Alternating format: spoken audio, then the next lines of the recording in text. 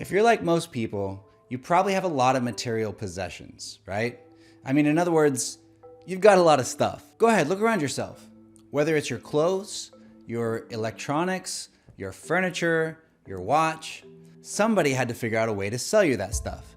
But you're not here to buy more stuff, right? You're here to watch amazing videos. Some people like to spend their time making YouTube videos, and other people are really good at selling products and services. Most of the time, these two areas of expertise don't overlap. However, when a small brand or business is able to overcome what many Fortune 500 companies still haven't figured out in 2023, the results can be absolutely astounding. To illustrate this point, today we're going to be looking at a creator who should have no chance in the content game, and how he was able to beat the algorithm using these 3 simple techniques. He works in an industry that's not only very niche from a business perspective, but might even be more niche as a content category: luxury watches. And yet, he has over 300 million views and has managed to convert those views into a net worth of $3.9 million, averaging over $65,000 per month. So how did he do it? Obviously, he's a charismatic and entertaining personality. But if that's all it took to achieve his success, we'd see millions of charismatic people across the globe blowing up with huge numbers in both view counts and dollar signs just by being who they are. But that's obviously not what happens in real life. In order to understand what differentiates this creator from the rest, we're going to have to look deeper. I'm going to show you exactly what he's doing that has allowed for not only improved growth, but exponential growth compared to his competitors on YouTube and in the luxury watch industry. Let's dive into the content of Nico Leonard. Okay, so to figure out how Nico is able to get so many views, we need to ask a few questions first. What makes Nico's videos different from anyone else who makes watch content? And how is he able to make someone like you, the average viewer, care about a piece of metal on someone's wrist without even realizing it? If you were to compare his channel to someone like Theo and Harris, for instance, it might seem like the obvious difference is that people are watching Nico because he's an expert and that these two aren't. And to that I would say you're completely wrong. Well, mostly wrong, not completely. Let's take a quick glance at this video. I bet you all the jewelry that I'm wearing right now, that Amanda wins the fight. I was hoping to bet for a lot more than that. What a savage! Eddie Hearn is f***ing savage! And let's put it on. I mean, 10 grand's not a lot. I love Eddie Hearn. Eddie Hearn is a good This is 500K. 500K what? Rubies? Rubles? Russian money is worthless, mate. He may have paid 500K, then he's been 5 times, at least 2 times in his ass and 3 times in some other random hole he has. It's not like 500K, you see what I mean? I'm gonna bring this to the pawn shop and you get 30K for it, like. What Nico is doing here is leveraging 2 types of audiences. The audience that supports and looks up to Jake Paul, and the audience that absolutely despises him.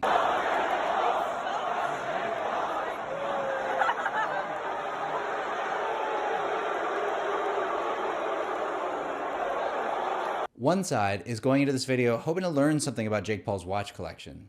The other side is watching hoping that Nico will tear Jake Paul to shreds. Oddly, a win-win situation, even if the fans of Jake Paul aren't exactly happy to hear that their favorite creator's jewelry is even more cheap than his personality. at the end of the day, what makes this so great is that he leaves his audience constantly waiting for something, which in turn raises retention. The idea of Nico ripping Jake Paul to shreds actually brings me to my next point. But before we get there, we need to establish something equally as important that's happening with Nico's content. Most of the time, people make content with the intention of targeting their own audience. But if we think about growing an audience, isn't that playing to the contrary? Growth is about attracting the audience you don't have, not the one you already do. Nico does this in a few steps, and the first is pretty simple. Nico uses language that people outside of his sphere can understand and connect with. Watches are a fairly niche subject matter, so it's fair to assume that most people may not care enough to click on and watch content about them. Let's say Nico is trying to showcase a watch to his audience, and he used this clip. 1953, yes, the year that the Rolex Submariner was first introduced. A few months earlier, Zodiac came out with the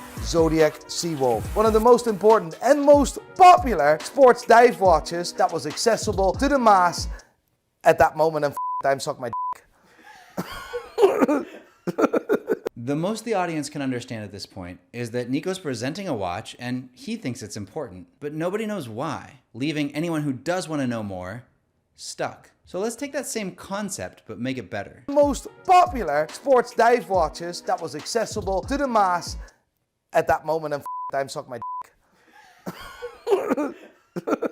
Keep in mind, Zodiac was battling against Blancpain, the oldest watch brand in the world, Rolex, one of the most powerful watch brands in the world. But because of the accessibility, the affordability of the Seawolf, it became one of the most popular sports watches of its time. Already, there's a huge difference between the two. That extra layer of context really brings people in, whether it's technical or sentimental. All that matters is that he's giving his audience a reason to care, and he's creating a curiosity gap to keep them engaged. Again, this is a very simple step to take, and yet you'd be surprised how many creators miss opportunities to do this. But when they don't miss them, the results speak for themselves. Now, remember when I said Nico ripping Jake Paul to shreds would lead to another point? Well, that's because there's a much larger effect taking place. It's also something I think a lot of other creators don't use enough, and that's understanding the audience's guilty pleasures. When watching Nico, you may notice that on the surface, he seems like a pretty negative person, which might make you wonder, why would anyone want to watch someone being so negative? Well, that's where the audience's guilty pleasure kicks in, because of how attracted we are to seeing someone getting ripped into. But for Nico, there's more to it than just being negative. The deeper effect here is that Nico isn't only negative. Because of how negative he appears on the surface, when he actually says something positive, it comes across as both satisfying and shocking. Think of physics and kinetic energy. It's kind of like a roller coaster. There may be only one big drop, but the tension of rising to the top of that coaster is at least half the fun. Just like that roller coaster, Nico builds up tension in a really similar way. But in his case, he's doing it by using negative energy. He's building up and building up negative energy over time, and then finally releases that energy by saying something positive.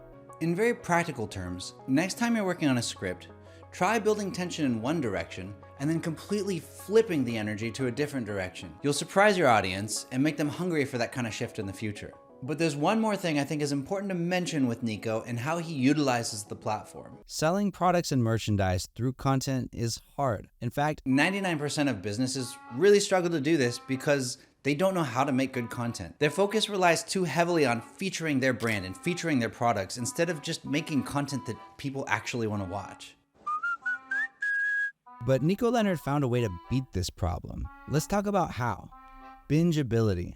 So what is bingeability? The goal with having bingeable content is to make whoever is watching your content want to click on and watch more of your content.